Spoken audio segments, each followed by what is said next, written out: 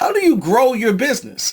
This is a question that keeps many business owners up at night. Whether or not you just started or you're in your second or third year, you still could be asking that same question. Well, it's a very elusive answer, and it's not as simple as most people might think, because most people tend to associate growth simply with revenue and profits. But as you're going to find out, it's so much more complicated than that. And at the same time, it's also kind of simple. You're going to find out exactly what I mean as soon as we come back from paying the bills. Hello and welcome to the Blitz Business Development Show. My name is Mayo and I'm a business consultant and coach, as well as the founder of the Blitz Business Development Academy. This is the show that provides guidance, resources, and access to best practices to help you advertise, manage, and build geometric profits. From freelancers and home-based business owners to startups and storefronts, you will learn how to start small as you think and grow big. The Blitz Local Deals Club is a free membership-based app and service that offers consumers the ability to find the best deals, coupons, and savings available in their neighborhoods. This exclusive free membership connects you to the best offers from local pizza and sandwich shops, bars, restaurants, stores, and service-based businesses. Members will even gain access to rewards and loyalty programs, making this the ultimate money savings app on the planet. And the best part is, not only can consumers take advantage of the best deals and discounts, but also help support their local businesses during the COVID-19 pandemic. This is all made possible at the click of a button. So, become a free member and get access to your local deals today.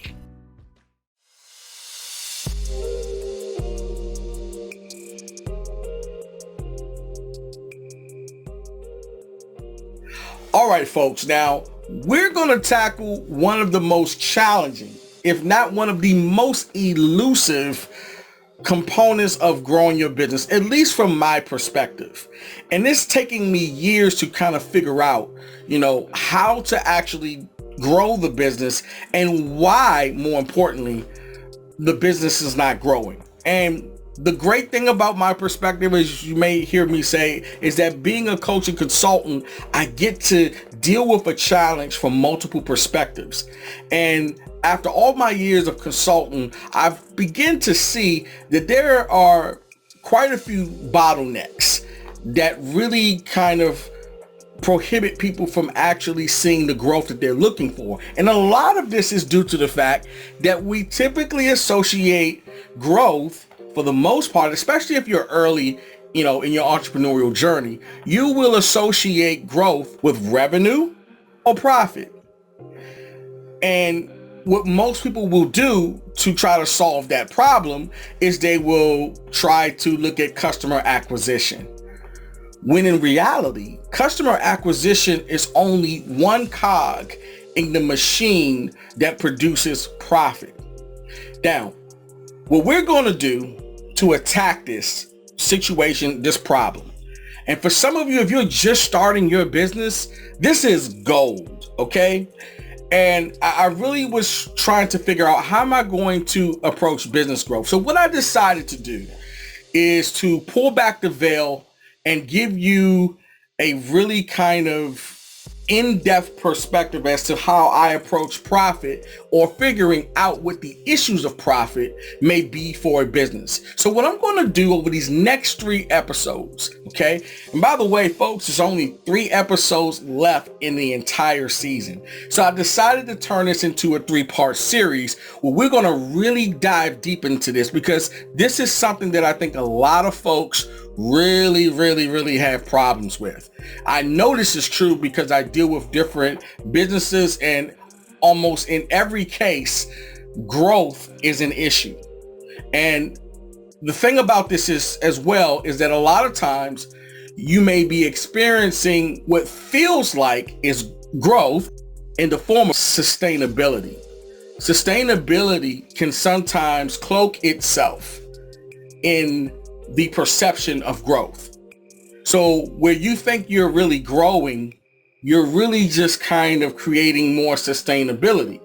And it can be difficult to see this depending on what your goals are at that particular time. And what I mean by that is, if you want to scale your business, you really start to brush up against the challenges that are in your way in terms of why you can't scale.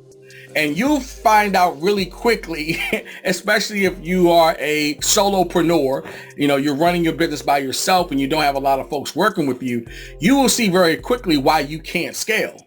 And of course, it'll be because, honestly, number one, you do not have the resources that will allow for you to take the efforts that you're putting into your business and then multiply that times 2 or 3 or 4 people. Because the other thing you start to figure out is you don't have the infrastructure in place to accomplish scalability.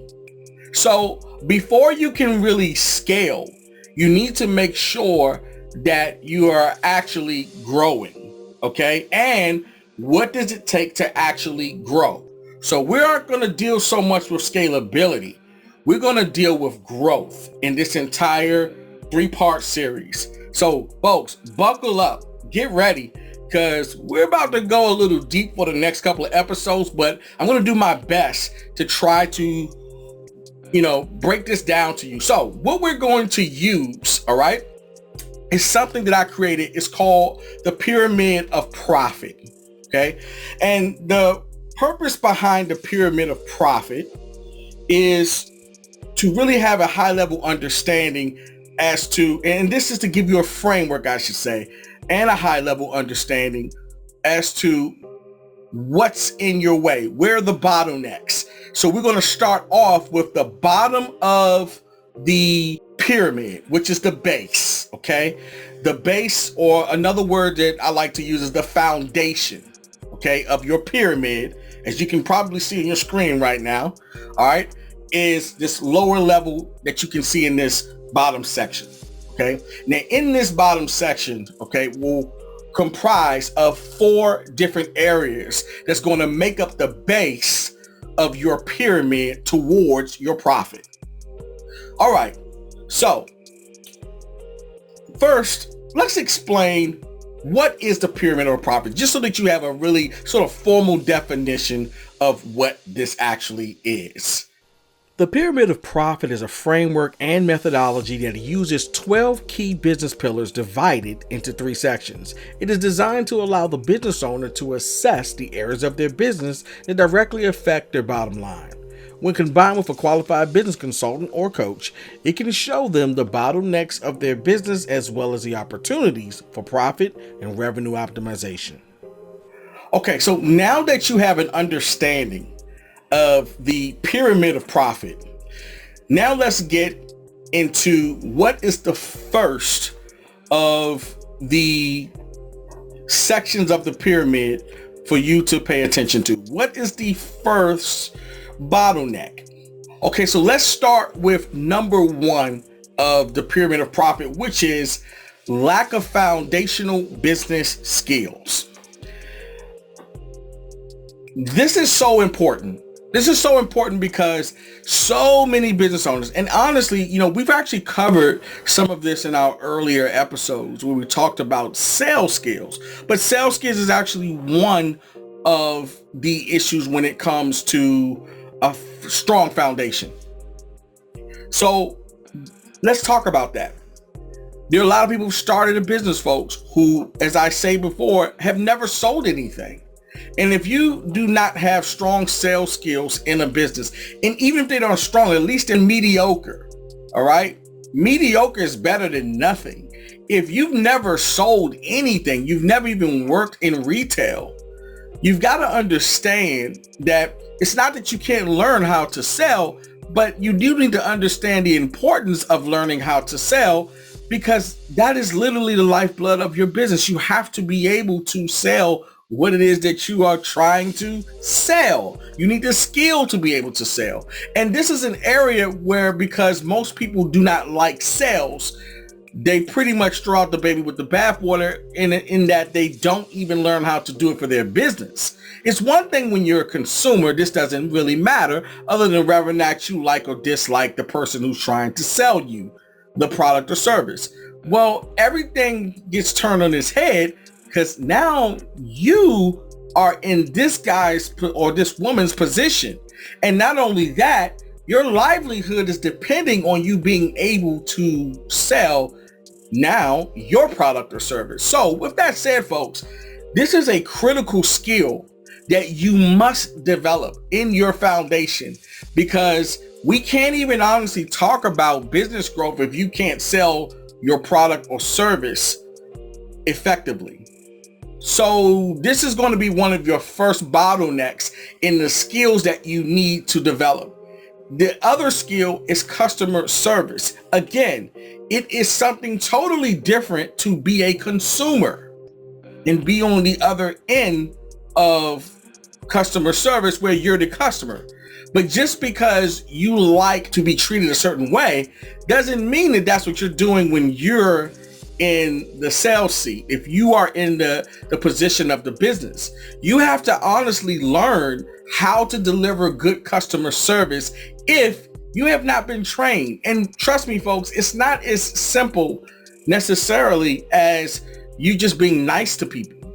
Okay, customer service also has a lot to do with fulfillment and making sure that you are delivering on the promises that you have made to that particular customer. And in order to do that, you need to have some way of vetting whether or not the objectives that should be covered for your definition of good, quote unquote, customer service have been met, like quality control. And what defines quality from your perspective? You see what I mean? So even customer service can be broken down into other areas that you need to make sure that you're addressing, because this matters so much, because it actually feeds into other areas of your business like LTV or lifetime value of a customer. And if you don't have this in place, then people aren't going to keep coming back to you. All right. And that means, of course, you're not going to be making anywhere near as much money as you could. So again, these things are fundamental. They're critical to your growth. And there are other skills that we can throw in here, you know, like your ability to be able to manage your workflow, foundational skills, to put infrastructure and SOP or standard operating procedures in place. Again, foundational skills, because this is the foundation of your business. And if these things are not in place, you can't grow already. You're stopped. Your first bottleneck really is here. Because if you don't have these things in place, how can you actually effectively take and then hire someone else and have them replace you when there are no systems in place for you to pass on the information that enables you to be successful at what you're doing? You need to be able to duplicate that success. Okay, you need to be able to know what your standards are so that someone else can even meet those standards. See, so if you're just basically waking up every day and just cutting on your computer and, you know, or just opening up your shop, whatever that means, whatever your day starts like, and you're just starting to just sell your product and maybe do some marketing or some research or something, that stuff is fine.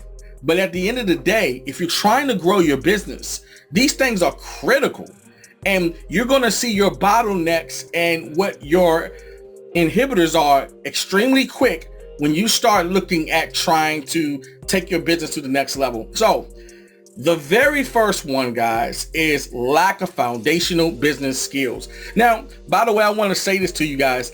You know, this is not designed to give you all of these answers in each section in this episode or either the other episodes. That will require more of a consultation and an assessment, which I'm going to give you guys access to at the very end of the 3-part series. Okay, so you're going to want to stick with me for these next 3 episodes. All right, so that you can get access to the assessment, and I will even personally, okay, for those that actually reach out and take the assessment, I will personally give you a complimentary consultation for about 30 to 45 minutes based off of what you guys have filled out. But that we'll talk about again in our final episode, on episode 12. But for right now, folks, what I want you to just do is, just pay attention and take notes, okay, to understand this, because I'm really trying to take the time to break this pyramid down for you. Okay, so that's number one. Let's move on to number two of out-of-date best practices. Okay, so out-of-date best practices, a lot is changing in commerce. Notice I didn't say e-commerce, but a lot is changing in commerce now. So much so that businesses are literally going out of business because their practices are not best practices. Okay, as in best in the industry at that point that you are seeking out those practices. What are the best practices for now?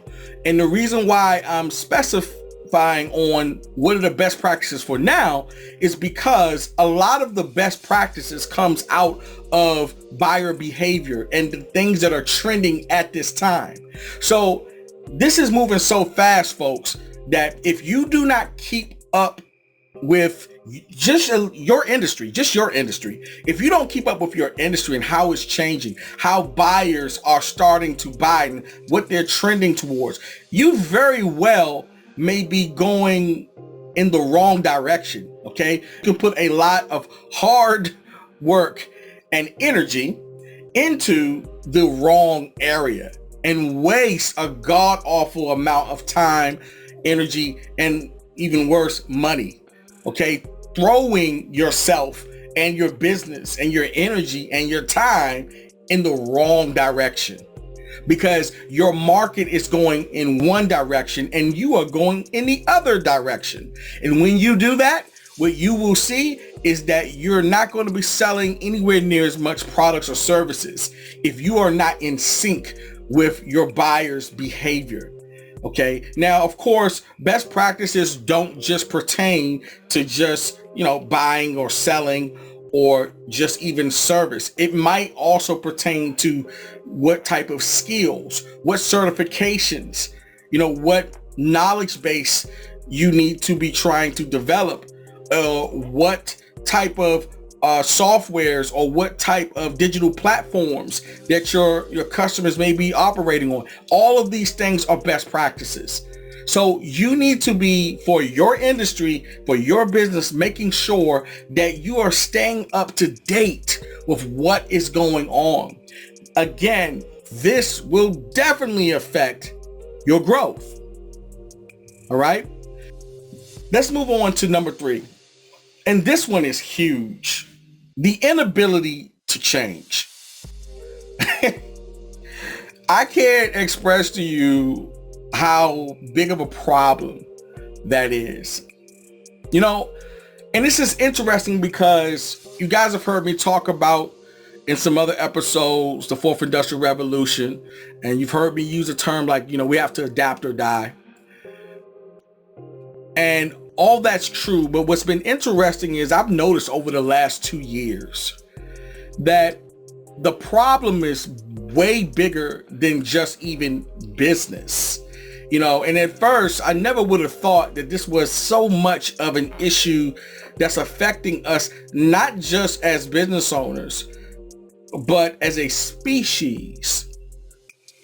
We are witnessing, and I'm speaking of the pandemic, we are witnessing just how difficult, for better or for worse, whatever you agree or disagree with, it doesn't really matter because that's not the point. But we're seeing the level of difficulty that we have as a species with this idea and this concept of change. Okay? Without getting to a deep philosophical, conversation about this and, making this such a, real heady subject, I do want to say, in the last couple thousand years, we have not changed as a species too much. We're pretty much the same. We operate the same. Our psychology and our emotional understanding of ourselves and how we relate to the world and how we react to our environment, it hasn't really changed that much. from 1,000 years ago till now. But what has changed is the world that we have been shaping and that we have created, and that we have to now not react, but now more than ever, we have to all learn how to respond and adapt. And if you really want to see how critical this is to any living organism on this planet, well, simply take any animal outside of its original environment. Okay? Take it out. Take a lion, or I don't care what it is. Take a tiger, take a dog, a wild dog. It doesn't matter. A wild cat. It doesn't matter what it is. Take it out of its natural environment. And don't give it the skills that it needs to be able to live in the environment that you have put it in, and see what happens to that animal. It's probably not going to make it. Its chances of survival are going to be very low. And it is most likely and most probable that it will die, it will perish, if it cannot adapt. You hear the zoologists talk about this all the time. How they say that, once you keep certain animals in captivity for so long, you can't put them back into the wild because they've lost or have not developed at all, in a lot of cases, the skills and the abilities to be able to survive in that environment. And we think that we're so much different from other animals and other species, but in so many ways, we are not, folks. And if we don't start to adapt to the situations that's being given to us, as opposed to us trying to force the situations to acquiesce to what it is that we want, because we want things that make us feel good. Your brain is not designed to run towards pain. However, the edge that we have as a species is that we have the ability to override emotion with using carefully placed logic. And I'm really going this far with this conversation and with this part of the foundation because I'm starting to realize how much of a problem that we're having. Rather the problem is people don't want to adapt to, like, say, social distancing, or don't want to adapt to wearing a mask, or don't want to adapt to either, using a vaccine, or if they don't want to use a vaccine, is there some type of midway point where that person's really go? Some folks are very extreme to the left and some are extreme to the right. It really doesn't matter.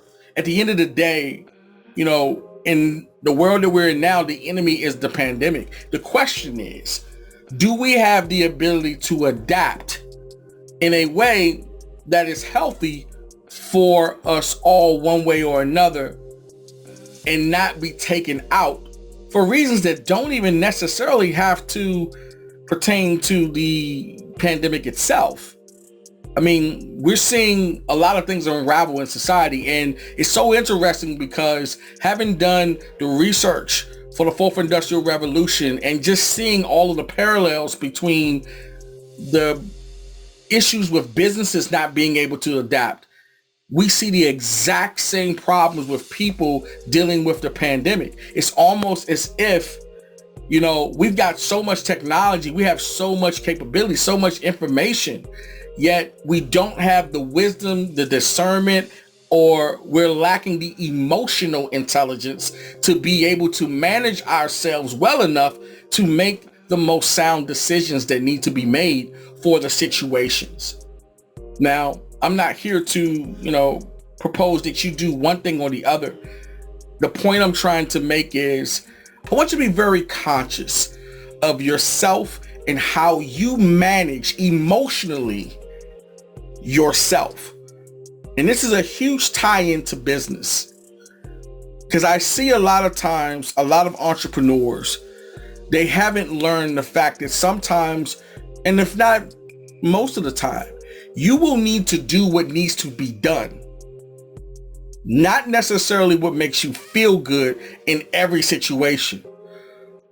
And I'm not talking about things that have to do with your morality or your values as a human being. I'm not asking you or suggesting that you compromise your integrity or you compromise your values at any point of your journey in being an entrepreneur. That's not what I'm talking about. I'm talking about developing the discipline to do what you need to do as it relates to the business, as we may be talking about, how long you work in a day. We could be talking about whether or not you're going to decide to learn a skill. Now, if that skill is integral to your business growth and it's going to help you move the needle forward, whether or not you feel like learning that skill or not, you have to learn how to make that an irrelevant factor. Because your business, as I will often say, a lot of my clients probably want to kill me when I say this, but I say it out of love and passion for seeing them grow. And I tell them, listen, your business doesn't care. It really doesn't care. And I liken a business to a baby. I always use this analogy because I think it really kind of helps people to grasp what I am trying to convey as it relates to the growth of a business. Your business will not move, not 1 millimeter, not 1 inch, not 1 step, not 1 mile, if you do not move it in the direction it needs to go. Now, that's true in the beginning. At some point, your business, like a baby, will begin to crawl. And once it crawls, you get it to walk. And once you can get it to walk and you keep putting energy into it, it will learn how to run. And at some point, it will not need you as much as it did in the beginning. But in the beginning, nothing happens in your business that you don't make happen. In order for you to be able to make your business work in a world that is so awesomely changing, so dramatically, so quickly, you yourself are going to have to be able to adapt and be malleable to the world that you are in, so that your not reactions but your responses, all right, are the right responses that will be necessary to put your business on the trajectory that you want it to be on for growth. Because your business will not grow beyond your ability to grow. Your business, folks, is an extension of you.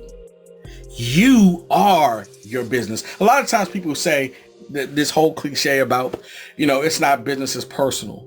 And, I, for one, could not disagree with that whole notion more. I believe that all business, especially for a small business owner, is definitely personal.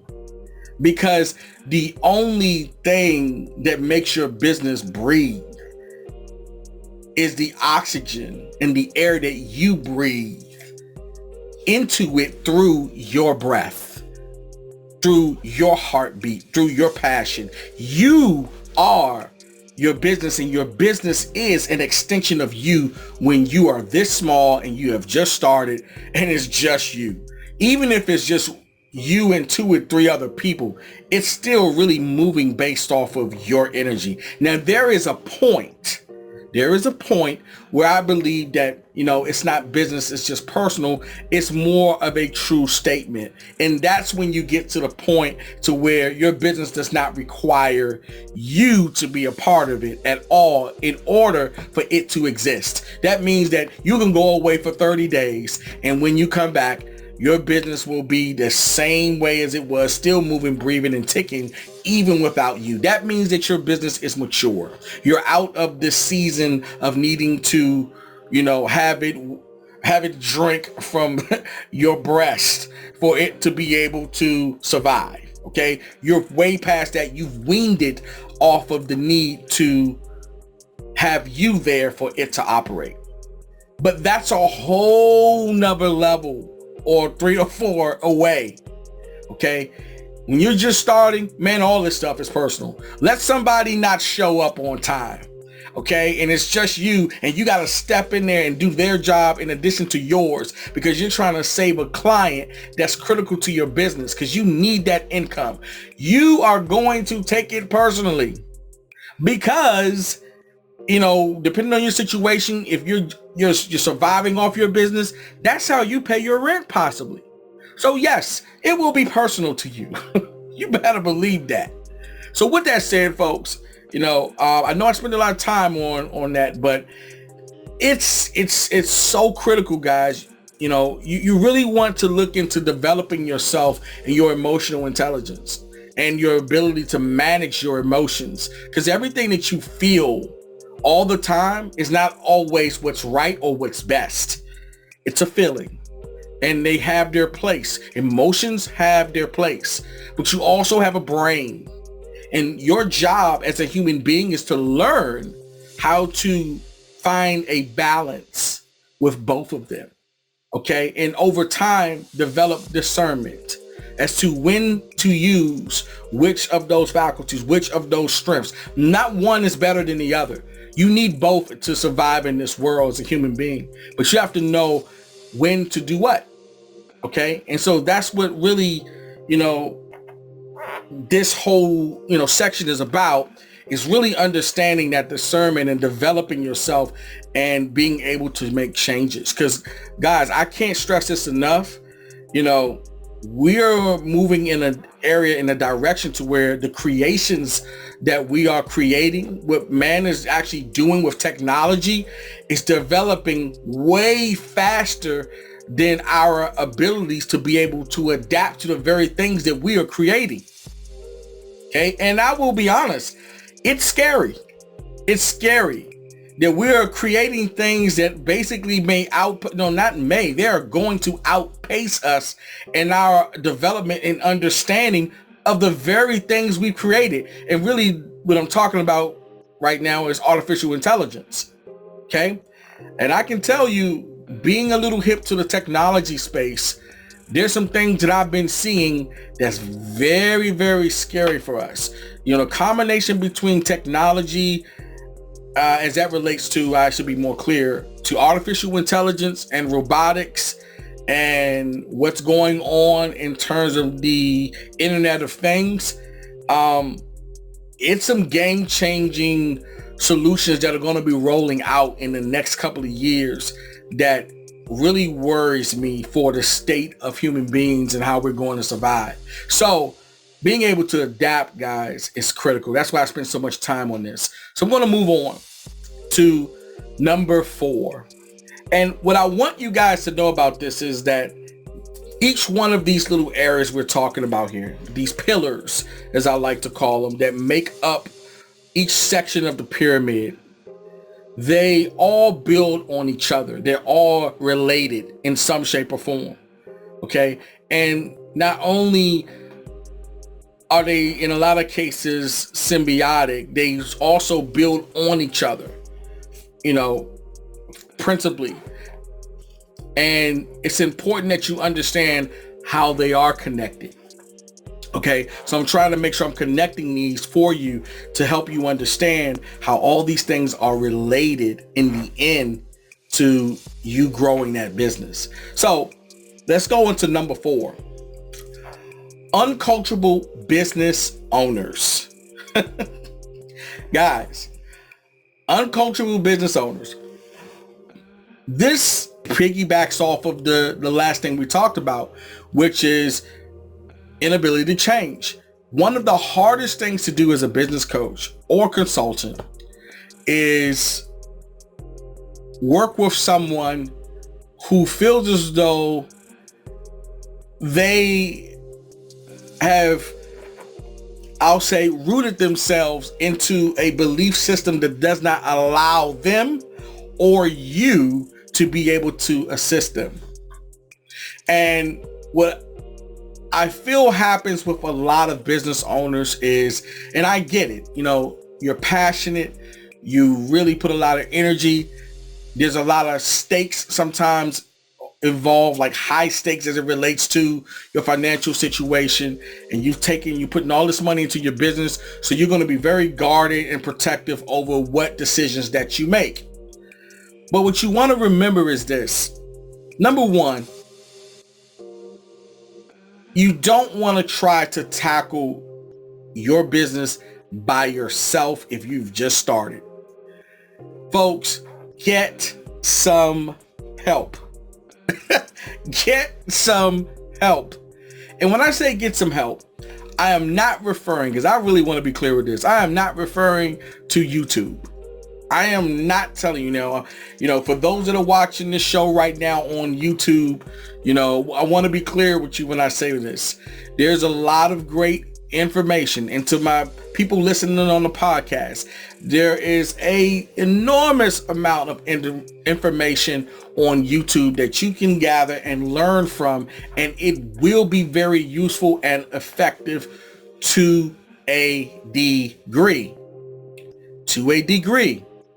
However, with that said, let me give you this little bit of a gem here. We're at a place in time in our development, folks, where we are at no shortage of information.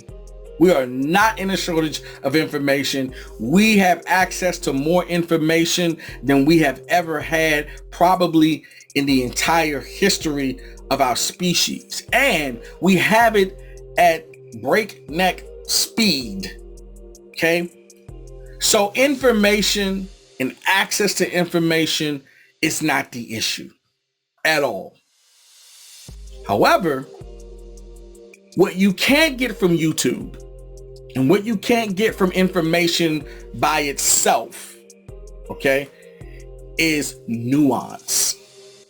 Right now, you don't need information from a consultant or a coach. That's not what you need. You can do that on your own, and most of you are already doing that on your own. However, what you do need, and I am saying need, I'm not saying it just because I'm a coach. I'm not saying it because I'm a consultant. I'm saying what you do need is nuance. Nuance, as I am defining it, is experience combined with wisdom and skill and consistency over time. That is not something you can pay for. That is something that you can invest in as it relates to someone else who's already developed those things, respective of what it is you are trying to accomplish.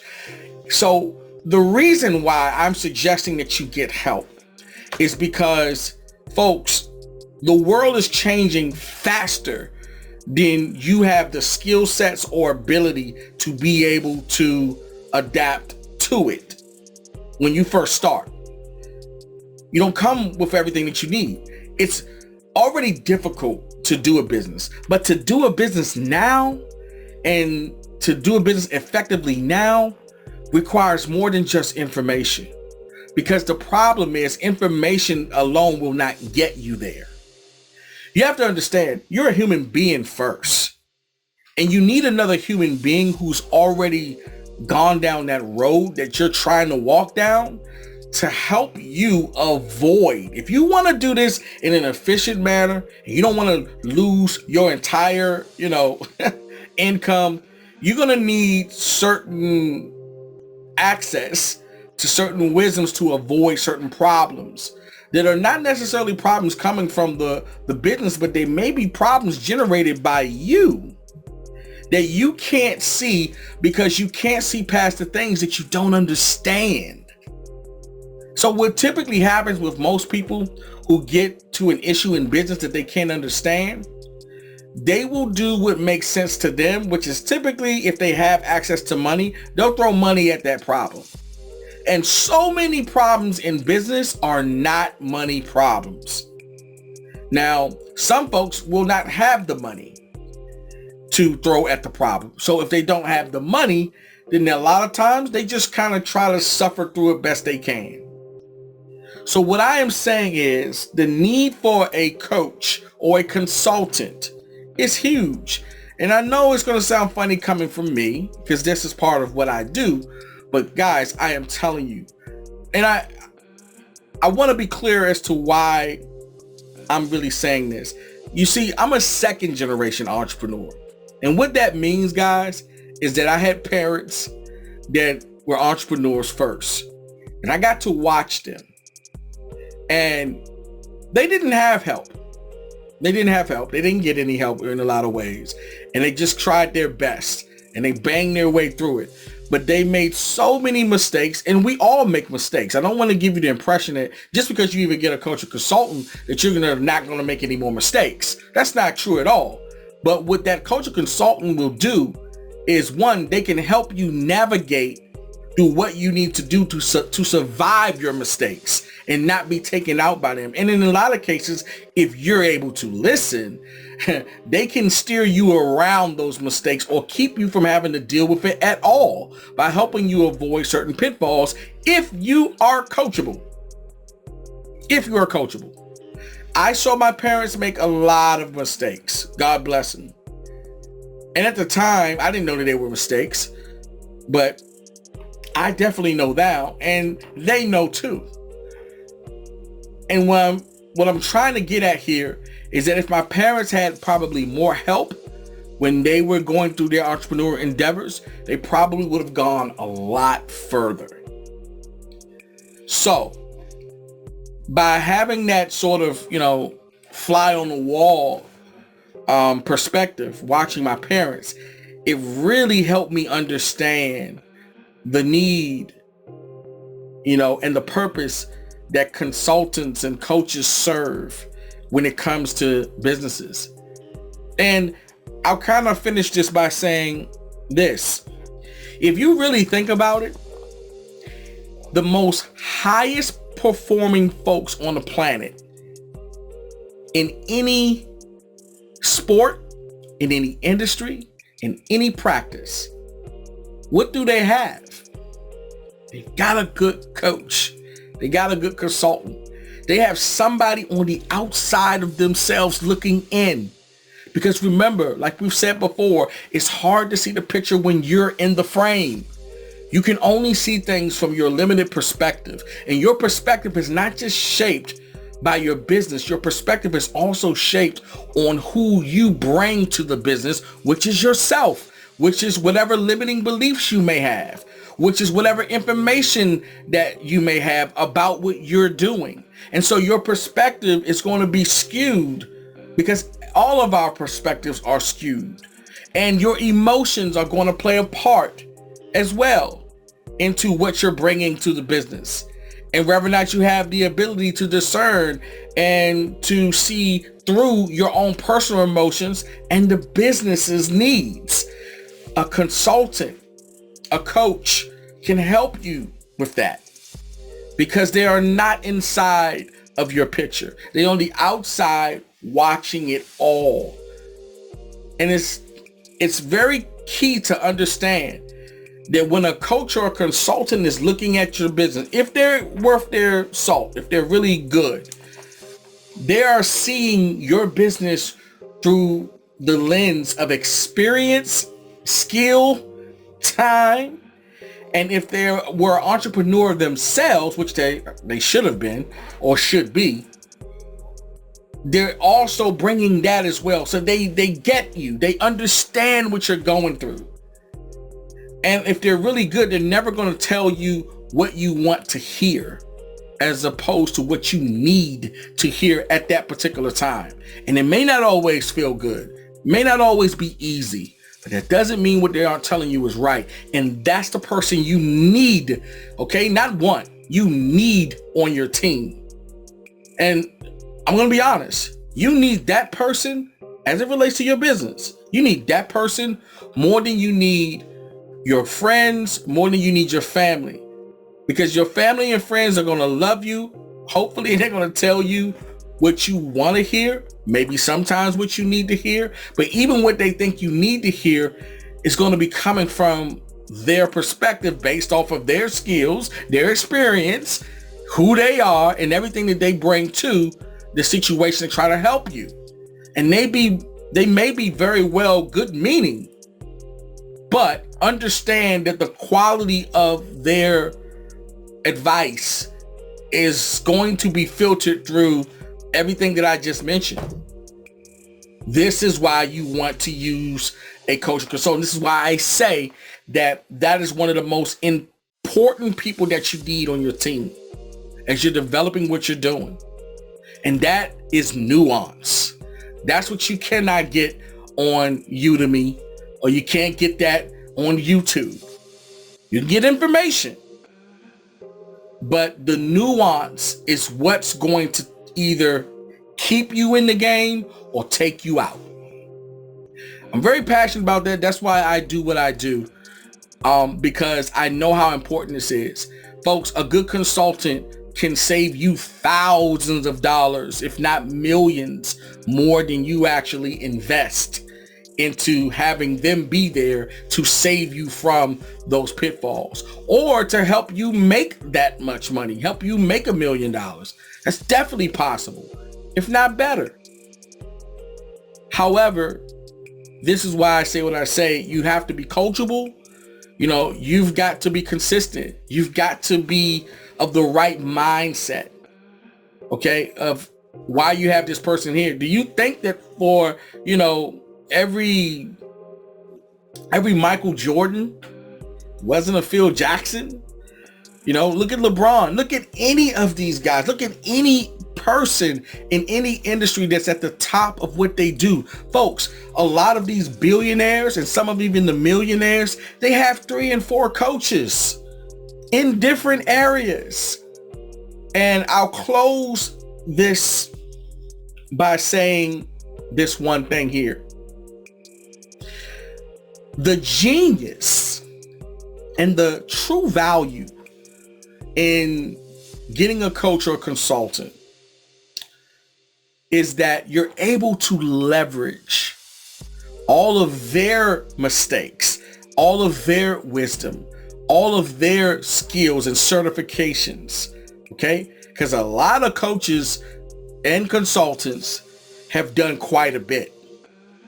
You know, if they're really good, they've done quite a bit themselves, and they may be even still entrepreneurs in their own right.